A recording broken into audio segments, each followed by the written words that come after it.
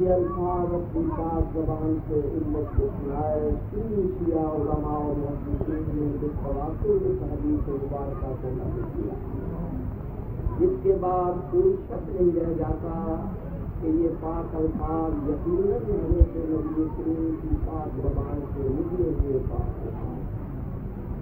میں ان الفاظ کو خود دہراتا ہوں، آپ غور سے سنیں اور ایک کتاب ایسے اپنے موضوع شروع کرتا ہوں۔ حضور فرماتے ہیں مثل اہل بیتی، میرے اہل بیت کی مثال کشتی روح کی ہے، من رکھے باہر نجات، جو بھی اس پہ سوار ہوا وہ نجات پا گیا۔ حضور نے یہ نہیں فرمایا کہ مکے والے اگر میری آل کی کشتی پہ چڑھے وہ تو نجات پا جائیں گے اور پاکستان والوں کو کان کو پکڑ کے نکال دیا جائے۔ حضور نے یہ نہیں فرمایا کہ اگر قریش کے سردار، بڑی قوموں کے سردار میری آل کی کشتی پہ چڑھے وہ تو نجات پا جائیں گے اور اگر کوئی کمی آیا تو اس کو مار دیا جائے۔ حضور نے یہ نہیں فرمایا کہ اگر امیر لوگ میری آل کی کشتی پہ چڑھے تو امیر کو بخشے جائیں گے، اور اگر کوئی غریب آیا تو اسے کان سے پکڑ کے اتار دیا جائے۔ حضور نے یہ نہیں فرمایا کہ اگر بوڑھے پٹھان ریحان سیاہ میری آل کی کشتی پہ چڑھے وہ تو نجات پا جائیں گے، اور اگر کوئی میراثی آیا تو اتار دیا جائے۔ حضور نے یہ نہیں فرمایا کہ اگر گوری قومیں سفید خام نسلیں میری آل کی کشتی پہ چڑھی وہ تو نجات پا جائے گی، اور اگر کوئی کالا حبشی آیا تو وہ اتار دیا جائے۔ مساوات کے عامل اور علمدار پیغمبر نے کسی وطن، کسی ذات، کسی دولت، کسی رنگ و روپ کا لحاظ نہیں کیا، اور ارشاد ہے من رکبہ نجا، جو بھی میری آل کی کشتی پہ چڑھ گیا وہ نجات پا جائے گا، اور جو بھی میری آل کو چھوڑ گیا، چاہے مغل ہو، چاہے پٹھان ہو، چاہے فرشی ہو، چاہے مکی ہو، چاہے مدنی ہو، چاہے عربی ہو، چاہے اجمی ہو، چاہے گورا ہو، چاہے کالا ہو، چاہے سورا ہو، چاہے سالا ہو، جو بھی میری آل کو چھوڑ گیا سب غرق ہو جائیں گے۔ قیامت کے دن کسی سے ذات نہ پوچھی جائے، قیامت کے دن وطن نہ پوچھا جائے گا، قیامت کے دن دولت نہ پوچھی جائے گی، قیامت کے دن رنگ و روپ نہ پوچھا جائے گا۔ رسول یہ نہ پوچھیں گے تو چٹھا تھا یا چیما، رسول یہ نہ پوچھیں گے تو عوام تھا کہ ریحان، قیامت کے دن یہ کوئی نہ پوچھے گا تو قریشی تھا کہ میراثی، قیامت کے دن کوئی نہ پوچھے گا تو امیر تھا یا غریب، کون پوچھے گا قیامت کو تو عربی تھا یا اجمی، کون پوچھے گا قیامت کو تو مکی تھا یا مدنی، کون پوچھے گا قیامت کو تو ایرانی تھا کہ پاکستانی، کون پوچھے گا قیامت کو تو گورا تھا یا کالا، وہ کھڑے لوگ کوئی نہ پوچھے گا تو سورا تھا یا کالا، میرا پوچھا جائے گا بتاؤ آل محمد کے غلام تھے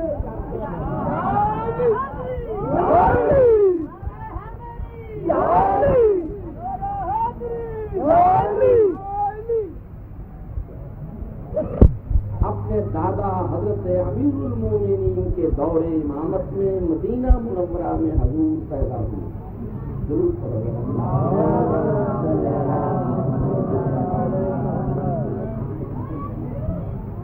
حضرت امام علی زین العابدین حضور کا اسم گرامی علی ہے۔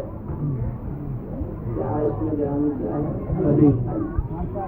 القاب ہے زین العابدین، سید الساجدین، سجاد، یہ القاب ہے، اور کنیت ہے حضور کی ابو محمد۔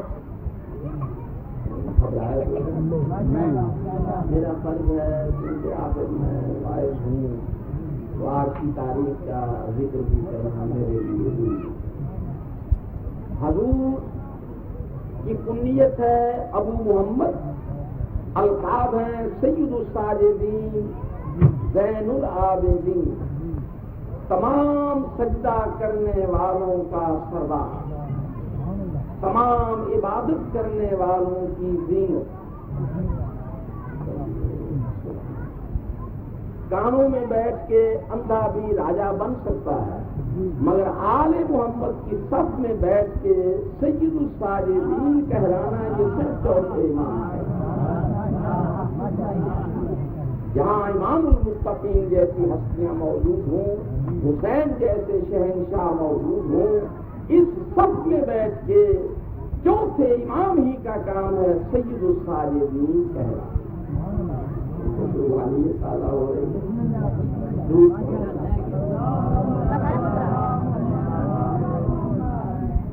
آل محمد علیہ السلام بھی میرے چوتھے شہنشاہ کو سید الساجدین کہہ کے پکارا کرتے۔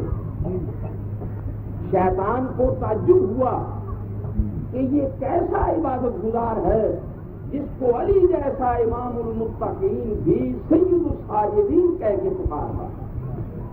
شیطان کے دل میں آئی کہ میں اس کو آزماؤں، اس کا امتحان لوں کہ یہ کیسا عبادت گزار ہے۔ حضرت امام علی زین العابدین حضور نماز پڑھ رہے تھے،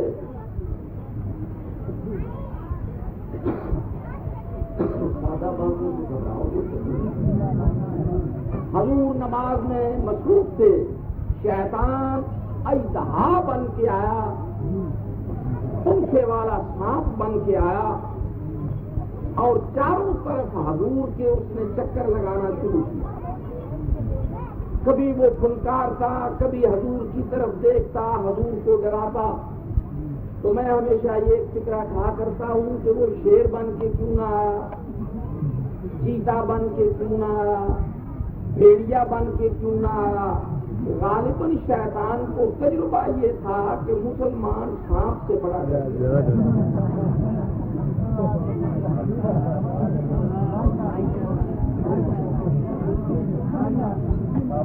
چاروں طرف چکر لگاتا رہا، حضرت آقا و مولا کے خشوع و خضوع میں کوئی فرق نہ پڑا۔ بالآخر شیطان نے یہ کیا کہ حضور کے پیر مبارک کا انگوٹھا منہ میں لیا اور اتنا دبایا کہ حضور کے انگوٹھے کی ہڈی پیوستہ ہو گئی، مگر حضور کے خشوع میں کوئی فرق نہ پڑا۔ شہاب ثاقب کو حکم ہوا کہ جاؤ اور ابلیس کو رجم کرو۔ ستارہ آسمان سے ابلیس کو مارنے کے لیے چلا۔ ابلیس نے حضرت امام چہارم کا انگوٹھا چھوڑا اور یہ کہہ کے چلا، واللہ انتا سید الساجدین، اللہ کی قسم تو سارے سجدہ کرنے والوں کا سردار۔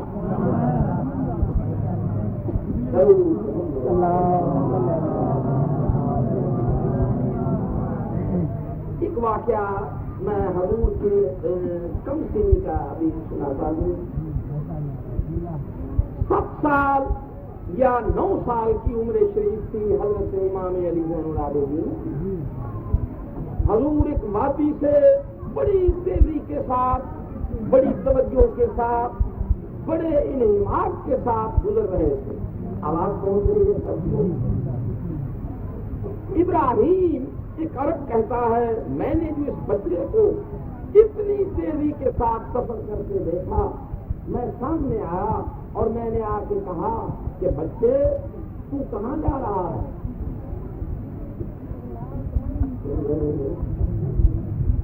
عرض کیا شہزادے آپ کہاں جا رہے ہیں؟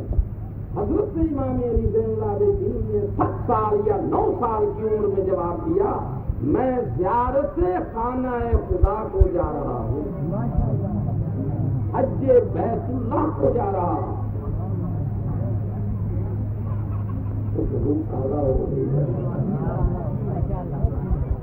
میں حج خانہ خدا کے لیے جا رہا ہوں۔ ابراہیم کہتا ہے میں حیران ہوا کہ یہ کم سن بچہ اتنی توجہ کے ساتھ خانہ کعبہ کی زیارت کو جا رہا ہے۔ ابراہیم کہتا ہے میں نے کہا کہ شہزادے آپ نے پیدل جا رہے ہیں، آپ نے سواری کیوں نہیں لی؟ آپ سوار ہو کے کیوں نہیں جا رہے؟ آپ کے چوتھے شہنشاہ جواب دیتے ہیں، ابراہیم تقویٰ میری سواری ہے، تقویٰ میری سواری ہے، اور مجھے شرم آتی ہے کہ اللہ کے گھر سوار ہو کے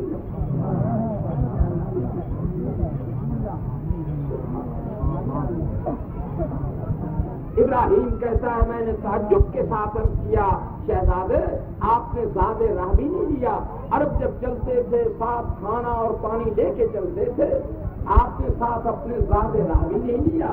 تو امام چہارم جواب دیتے ہیں ابراہیم میں ایسے سخی کے گھر جا رہا ہوں جس کے گھر جاتے ہوئے اپنے گھر سے کھانا لے جاتے مجھے شرم آتی۔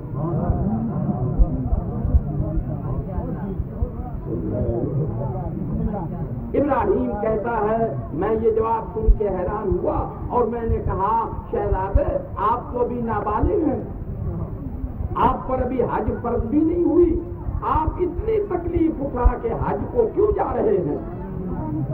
یہ فکرہ میرا کہنا تھا کہ اس معصوم چہرے پر جلال کی سرخی آئی اور حضور دیکھ کے میری طرف فرماتے ہیں ابراہیم کیا پوچھ رہے ہو؟ شہزادے آپ ابھی نابالغ ہیں، آپ پر حج ابھی فرض نہیں ہوا، آپ اتنی تکلیف اٹھا کے حج کو کیوں جا رہے ہیں؟ چوتھے امام نے غضبناک نگاہوں سے دیکھ کے ارشاد فرمایا ابراہیم کیا تو ضمانت دیتا ہے کہ میں بالغ ہونے تک زندہ رہوں گا؟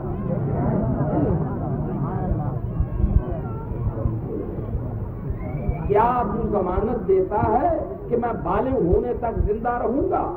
ابراہیم کہتا ہے جلال کی سرخی دیکھ کر میں ڈر گیا، میں نے رستہ چھوڑا اور وہ شہزادہ پھر اسی رفتار کے ساتھ روانہ ہوا۔ میں پشت کھڑا دیکھ رہا تھا، سوچ رہا تھا کہ یہ بچہ کون ہو۔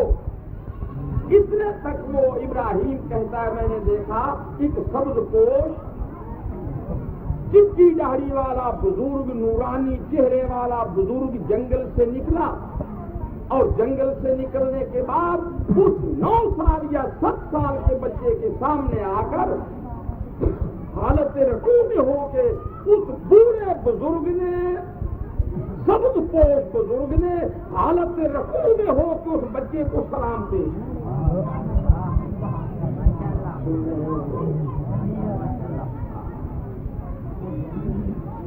میں اس چٹی داڑھی والے کا سلام دیکھ کر حیران ہوا کہ میں تو گستاخانہ کلام کرتا رہا ہوں، خدا جانے یہ شہزادہ کون ہے۔ اتنے تک میں نے دیکھا کہ وہ چٹی داڑھی والے سبز پوش بزرگ نے بڑھ کے کم سن شہزادے کے ساتھ مصافحہ کیا، ان کے ہاتھوں کو چوما اور ہاتھوں کو اپنے رخساروں سے مس کیا۔ مس کرنے کے بعد وہ چٹی داڑھی والا بزرگ سبز پوش بزرگ پیچھے ہٹا، حالت رکوع میں ہو کے سلام پیش کیا، شہزادہ پھر روانہ ہوا۔ کچھ نیکی کا جذبہ دل میں آ رہا ہے۔ ابراہیم کہتا ہے میں حیران تھا کہ یہ بچہ اتنا بلند رتبہ بچہ ہے جس کی سبز پوش چٹی داڑھی والے بزرگ نے تعظیم پیش کی ہے۔ میں تو گستاخانہ کلام کرتا رہا ہوں، میں دوڑا اور دوڑ کے میں اس چٹی داڑھی والے سبز پوش بزرگ سے ملا اور میں نے عرض کیا کہ مولا میں صرف اتنا پوچھنے آیا ہوں آپ کون ہیں، اور یہ بچہ جس کے آپ جیسے بزرگ نے ہاتھ چومے ہیں یہ بچہ کون ہے؟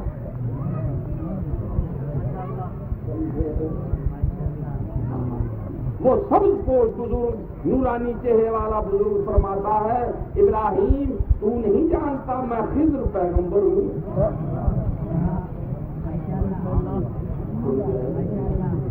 میں خضر پیغمبر ہوں۔ اچھا مولا آپ وہی خضر ہیں جو حضرت موسیٰ کلیم اللہ کے استاد تھے؟ ہاں میں وہی خضر ہوں۔ مولا آپ جیسے بزرگ پیغمبر نے جس بچے کے ہاتھ چومے ہیں یہ بچہ کون ہے؟ حضرت خضر فرماتے ہیں تو نہیں جانتا جاہل، یہی تو کائنات کا چوتھا امام علی زین العابدین۔ اس کے بعد حضرت خضر فرماتے ہیں ابراہیم ہم جہاں بھی ہوں ہمیں حکم ہے کہ 24 گھنٹے میں آل محمد کے افراد جہاں بھی ہوں انہیں مل کر سلام پیش کرو، اور جس دن ہم سلام پیش نہ کریں اللہ تعالیٰ کا فرمان ہے جس دن تم نے آل محمد کو سلام نہ کیا اسی دن تمہاری ولایت ضبط کر دی۔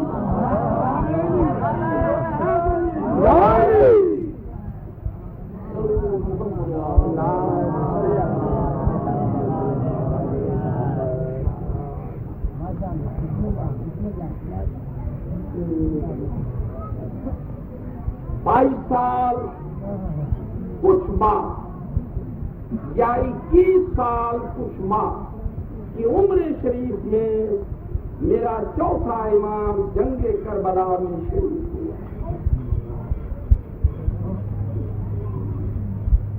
حضور کی کربلا کے میدان میں کتنا عمر شریف تھی؟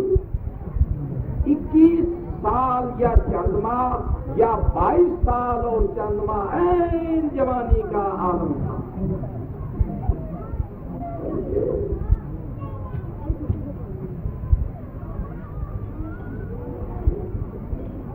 کروں گا مگر میں ایک دو باتیں نہیں بیٹھ کر لوں۔ دیکھیے، سنی شیعہ علماء میں سے کوئی منصف مزاج ایسا عالم نہیں ہے جو حضرت امام حسین کی عزاداری کا منکر ہو۔ میں نے ہندوستان میں بھی مجالس پڑھی، سندھ میں بھی مجالس پڑھی، کراچی آپ کا دارالخلافہ تھا، وہاں بھی میں نے شہ محرم پڑھا، کوئٹہ بلوچستان میں بھی میں نے مجالس پڑھی، صوبہ سرحد میں بھی میں نے مجالس پڑھی۔ کسی جگہ پر بھی میں نے سنیوں اور شیعوں کو حضرت امام حسین کا دشمن نہیں پایا۔ کراچی میں 1951 میں نے اشرہ محرم پڑھا۔ حالت یہ تھی کہ ہر گلی، ہر کوچے، کہیں لکڑی کا گھوڑا، کہیں زندہ گھوڑا، کہیں کاغذوں کا گھوڑا، کہیں تعزیے کا جلوس، کہیں گھوڑے کا جلوس، کہیں سنیوں کا جلوس، کہیں شیعوں کا جلوس، کہیں ایرانیوں کا جلوس، کہیں مکرانیوں کا جلوس، ہر گلی کوچے سے ہائے حسین ہائے عباس کی آواز۔ 1951 میں ڈاکٹر لیاقت علی خان مرحوم کا زمانہ تھا۔ کراچی یوں معلوم ہوتی تھی کہ جیسے جس ملک کا یہ شہر دارالخلافہ ہے، اس ملک کا ایک ہی شہنشاہ ہے جس کا نام ہے حسین ابن علی۔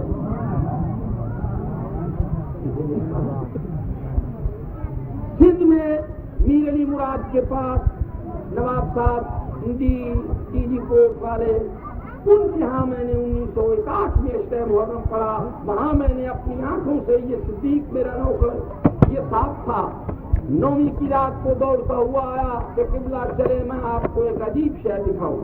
میں اس کے ساتھ گیا، علم میں حضرت عباس کا جلوس نکلا ہوا تھا، عورت مرد سر پہ خاک ڈال کے پیٹ رہے تھے، ہائے عباس ہائے حسین کے نعرے لگا رہے۔ میں بھی دیر تک ماتم کرتا رہا، روتا رہا۔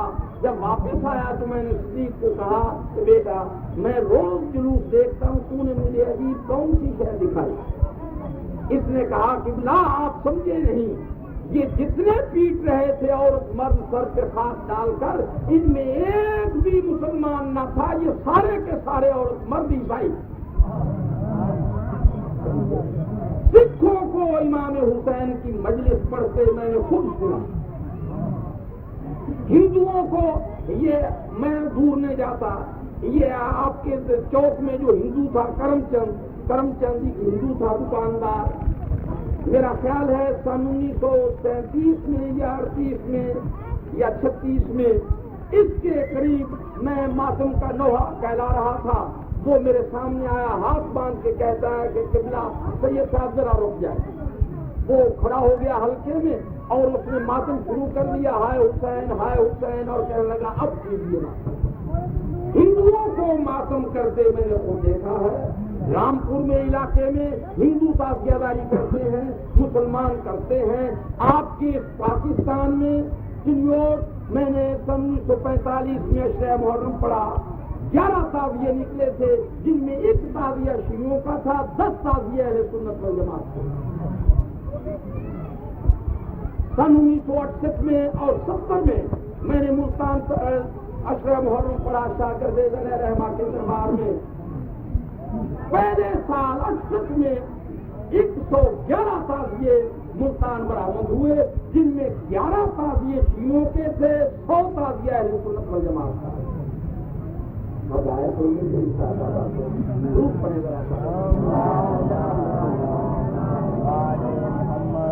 اور میں تو عموماً کہا کرتا ہوں کہ دیکھیے، اگر تعزیہ جائز نہیں کوئی شخص سمجھتا تو تعزیہ نہ نکالو۔ زلجنا نکالنا جائز نہیں سمجھتے ہو، زلجنا نہ نکالو۔ پیٹنا جائز نہیں سمجھتے ہو، رونا جائز سمجھتے ہو، جس دن جنازہ امام برآمد ہو، جن کے مذہب میں پیٹنا جائز ہے وہ پیٹتے چلے جاؤ، جن کے مذہب میں رونا جائز ہے وہ ساتھ روتے چلے جاؤ۔ اور اگر رونا بھی جائز نہیں سمجھتے ہو تو سردار جنت فرزند رسول امام حسین کا نام سننا تو جائز سمجھتے ہو؟ نہ پیٹو، نہ روو، نہ تازیہ نکالو، نہ زلجنا نکالو، نہ علم عباس کی شبی برآمد کرو، نلا ذکر امام تو کم از کم سنو۔ اور کھلے لفظوں میں کہوں گا کہ اگر امام حسین کا ذکر سننا بھی جائز نہیں سمجھتے ہو تو پھر محمد مصطفیٰ کا دین چھوڑ دو۔ حسین کے منکر کے لیے جو امام حسین کا نام بھی سننے کے لیے تیار نہیں ہے، لکھ لو دین حضرت محمد مصطفیٰ میں منکر ذکر حسین کے لیے کوئی گنجائش نہیں۔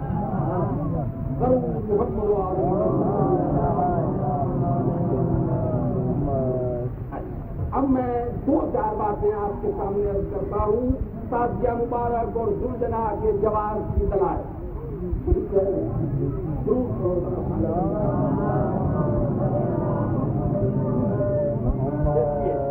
سب سے پہلا اعتراض سنی نہیں کرتے، نجدی فرقہ یہ اعتراض کرتا ہے کہ تازیہ بنانا، زلجنا نکالنا نقل ہے اور نقل کرنا حرام ہے۔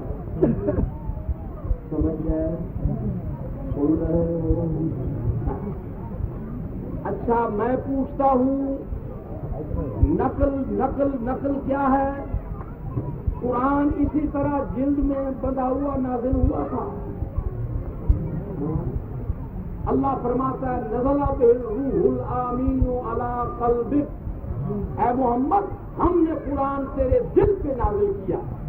پیغمبر کے دل سے زبان پہ آیا، زبان سے نو کے زبان پہ آیا، نو کے قلم سے کاغذ در کاغذ، کاغذ در کاغذ، کاغذ در کاغذ، قیامت تک قرآن نقل ہوتا چلا جائے گا۔ حدیث کی کتابیں کیا ہیں؟ صحیح بخاری کیا ہے؟ کیا حضرت نبی کریم نے یہ لکھ کی حدیثیں دی تھی؟ حضور نے فرمایا، صحابہ نے اس کو نقل کیا، نقل در نقل، نقل در نقل، نقل در نقل، قیامت تک کتابیں ہوتی چلی جائیں۔ کعبہ کیا ہے؟ کعبہ نقل ہے بیت المعمور کی۔ مسجد کیا ہے؟ مسجد نقل ہے خانہ کعبہ کی۔ قرآن نقل قرآن کی، حدیث نقل حدیث کی، مسجد نقل کعبے کی، کعبہ نقل بیت المعمور کی۔ اور حقیقت یہ ہے کہ بانی مذہب کی نقل کا نام ہے مذہب۔ مذہب کیا ہے؟ مذہب کسے کہتے ہیں؟ مذہب نام ہے بانی مذہب کی نقل کا۔ ہم یہ منہ کیوں کٹاتے ہیں؟ رسول اکرم نے کٹائی تھی۔ ہم داڑھی کیوں رکھتے ہیں؟ رسول اکرم نے رکھی تھی۔ ہم رکوع اس طرح کیوں کرتے ہیں؟ رسول اکرم اس طرح کرتے تھے۔ معلوم یہ ہوا کہ مذہب نقل ہے بانی مذہب کی۔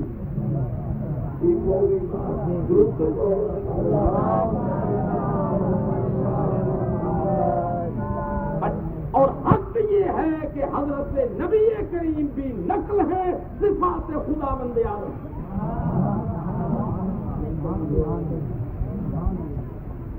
قرآن نقل قرآن کی، حدیث نقل حدیث کی، کعبہ نقل بیت المعمور کی، مسجد نقل کعبے کی، مذہب نقل رسول خدا کی، رسول نقل اللہ کے صفات کی۔ اب ملا میں یہ پوچھتا ہوں، اگر نقل ہی آرام ہے تو جائز کون سی جائز ہے؟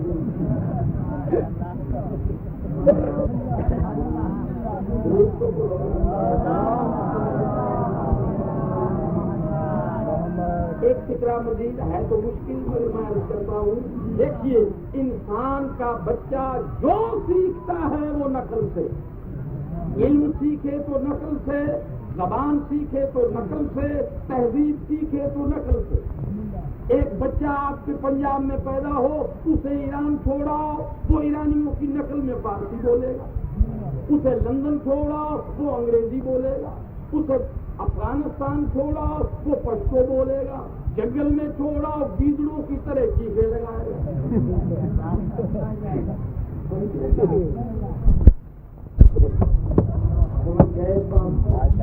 مثلا آپ بکری کا چمڑا لیں، بکری کا چمڑا لیں، چمڑا جلد، چمڑا جلد، آدھے بکری کے چمڑے کی آپ بنوا لیں قرآن کی جلد، اور آدھے بکری کے چمڑے سے آپ بنوا لیں جوتی، جو جلد جس جلد کو قرآن کے ساتھ نسبت ہو جائے گی اس کی تعظیم تمام مسلمانوں سے فرض ہو جائے گی، اور جو موچی جوتی سی دے گا اس کی تعظیم فرض نہ ہو۔ یہ بات مشکل۔ آگے چلیے، 10 مرلے زمین ہے، 10 مرلے زمین، 5 مرلے میں آپ مسجد بنا دیں، 5 مرلے میں آپ ٹٹی خانہ بنا دیں، زمین ایک ہے، جو آپ نے نسبت مسجد کے ساتھ دے دی اس کی طہارت و عزت فرض ہو جائے گی، اور جہاں ٹٹی بنا دو گے اس کی طہارت اور تعظیم فرض نہ ہو۔ اس سے بھی آگے ایک مثال اور ہے، ایک لکڑی ہے ٹالی کی لکڑی ہے، اس ٹالی کی لکڑی میں سے آدھی کا بنا لیں آپ گلی ڈنڈا، اور آدھی کی آپ بنا لیں قرآن کی راحلہ، قرآن کی ریل جس پہ قرآن سوار ہوتا ہے، وہ قرآن کی راحلہ جو بن جائے گی اس کی عزت فرض ہو جائے گی، گلی ڈنڈا بنانا حرام ہو جائے گا۔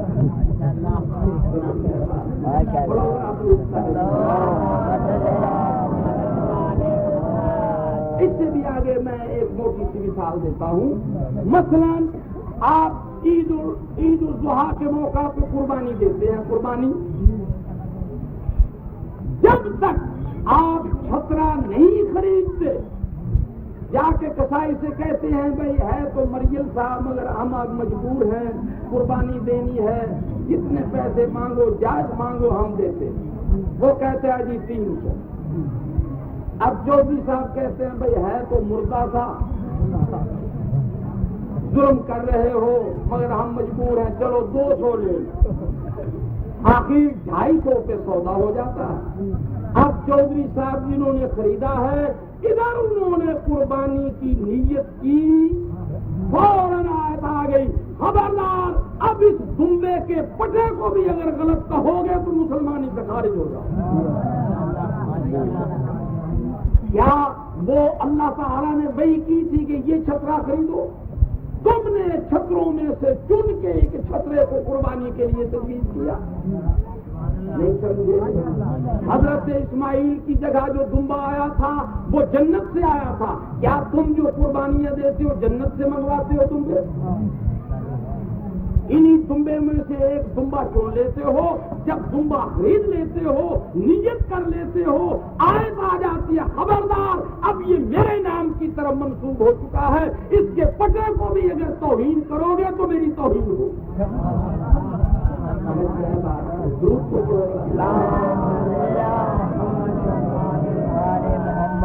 یہ باتیں ساری آپ کے ذہن میں آ رہی ہیں، درود کو پڑھ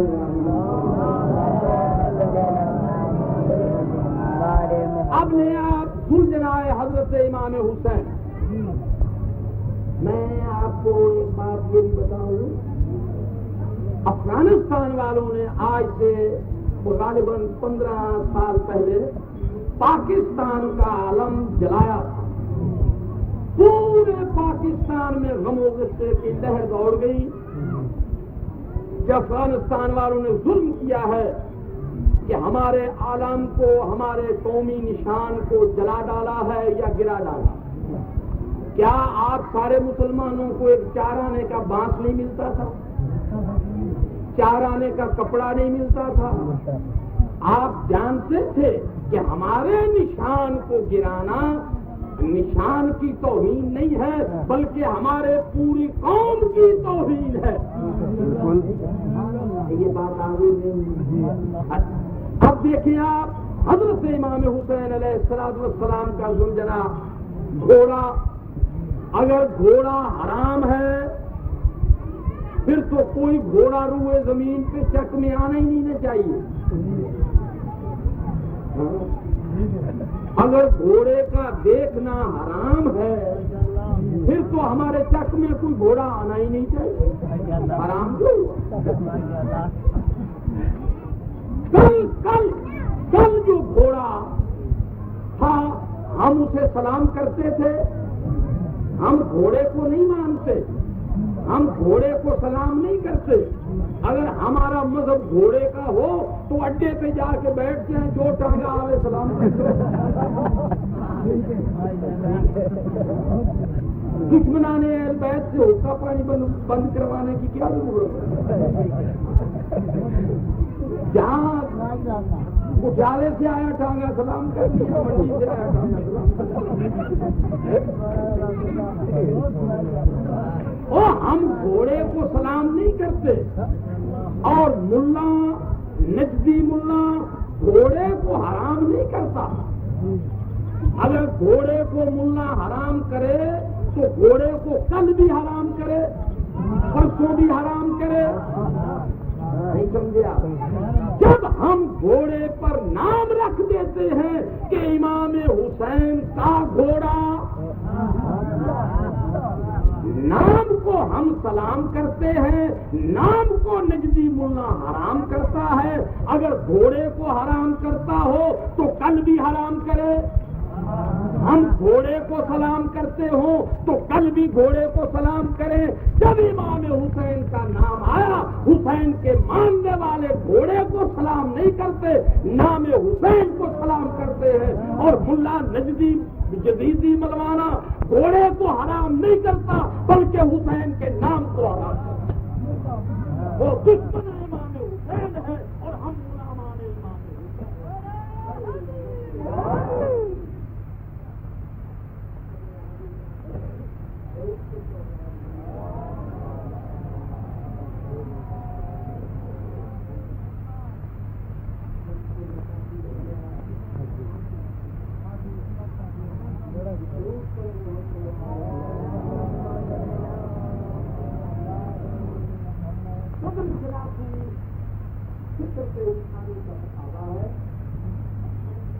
ہم اس زلزلہ کو اس لیے سلام نہیں کرتے کہ یہ گھوڑا تھا،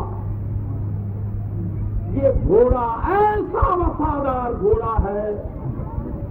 بس میں دو چار فکرے کہہ کے برخاست کرتا ہوں۔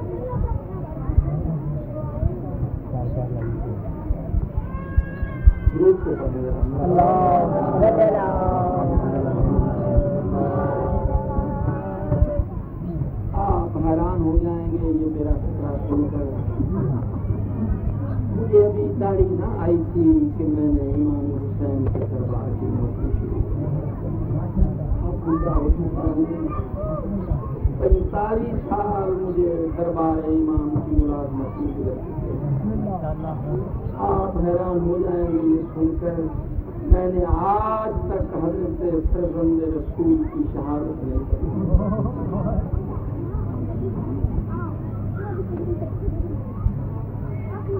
میرا وعدہ بھی ہے اور میری دعا بھی ہے، حسین شہنشاہ جس دن آپ کی شہادت ممبر پہ بیٹھنے پڑوں گا، پھر زندہ نہ اتروں گا، کفن پہن کے پڑوں گا۔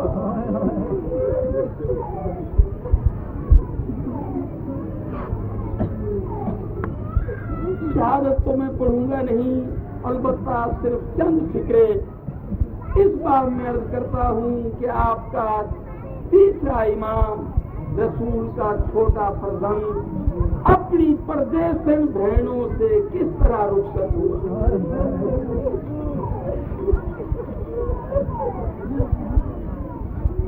سارے مسلمان سنی شیعہ مل کے دعا کرو، پروردگارا کوئی شریف زادی، کوئی سید زادی، کوئی پردہ دار بی بی جنگل میں لاوارث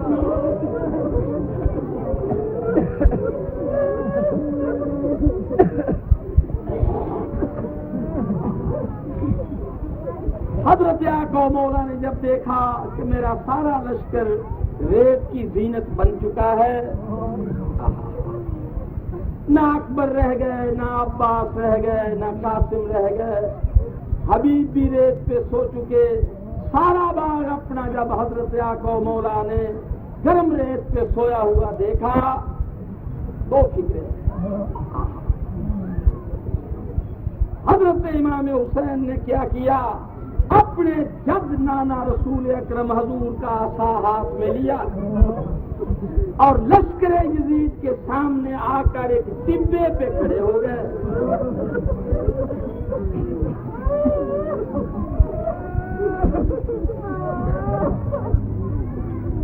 ٹبے پہ عصا کو گاڑا اور راوی لکھتا ہے فرزند رسول اپنی چٹی داڑھی عصا کے اوپر رکھ کے اس طرح کھڑے ہو گئے.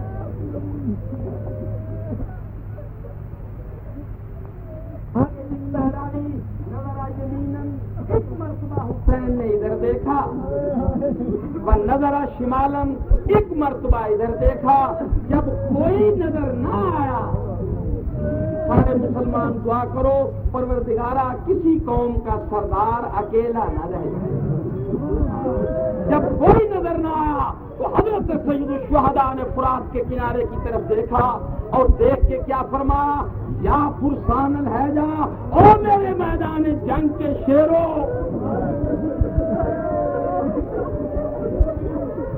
عباس کہاں ہو؟ اکبر بیٹا کدھر گئے ہو؟ کافر میرے افضل بھائی کی تصویر کدھر ہو؟ کافر بیٹا میں ایک مرتبہ بلاتا تھا تو 70 مرتبہ لبیک کہتا تھا، کہاں گئے دیکھتے نہیں بات کے لگ رہے.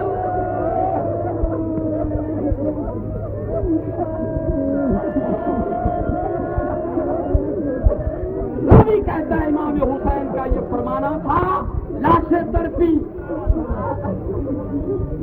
تڑپی باقی لاشیں کروٹیں بدل کے جو کر گئی، ایک لاش جس کے بازو قلم ہو چکے تھے 7 گز زمین سے بلند ہوئی، کٹے ہوئے گلے سے آواز ہے، مولا تو نے جنگی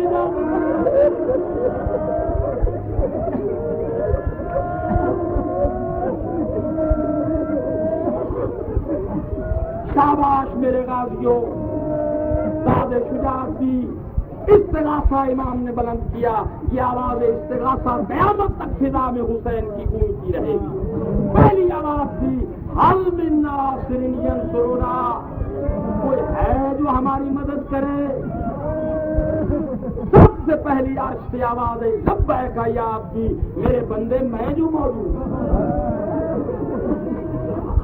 دوسری آواز مدینے کی طرف سے آئی. حسین نے جو پلٹ کے دیکھا، رسول خدا ننگے سر ننگے پاؤں دوڑتے آتے ہیں اور فرماتے ہیں، حسین بیٹا گھبرانا نہ، میں آ گیا.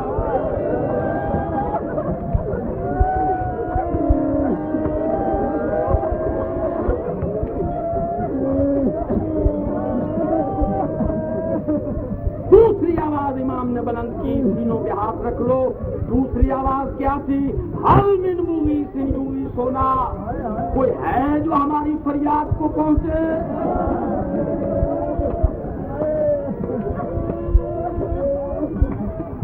ملائکہ نے مسلح چھوڑے، پورے جنت چھوڑ کے کربلا پہنچی. ارواح انبیاء تمام حاضر ہوئے، جنات ظفر کے ساتھ کربلا میں تشریف لائے. تیسری آواز استغاثہ، سادات سے معافی مانگ کے یہ فکرہ کہوں گا، حسین بادشاہ نے اپنے پردے کو جنوں کے خیموں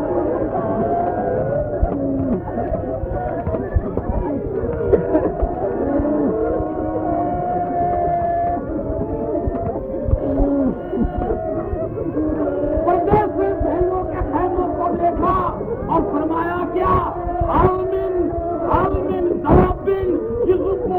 رسول اللہ، کوئی ہے جو نبی کی بیٹیوں کی عزت بچا لے.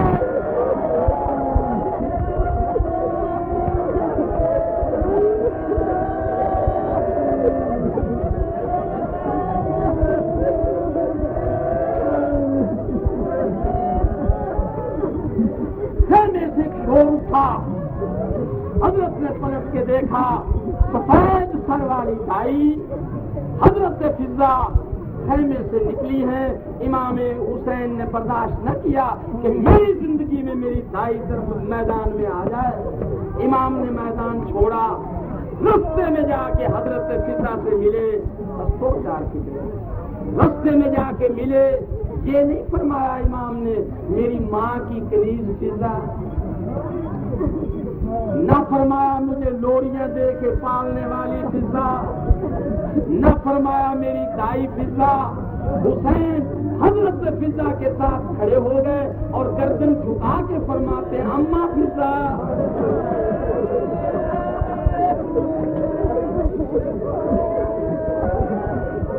اماں فضا میری زندگی میں بار کیوں آ گئی؟